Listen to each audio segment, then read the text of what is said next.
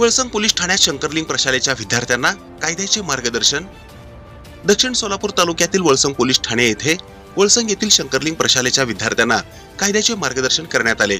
या कार्यक्रमाच्या अध्यक्षस्थानी प्रशालेचे पर्यवेक्षक शिवानंद घोडके हे होते, तर प्रमुख मार्गदर्शक म्हणून वळसंग पोलीस ठाण्याचे सहाय्यक पोलीस निरीक्षक अनिल सनगल्ले, पोलीस उपनिरीक्षक सागर पाटील, विद्यासागर सोनटके, विठ्ठल बिराजदार, रोहित थोरात, रामदास मालचे, शंकर पाटील आदी उपस्थित होते।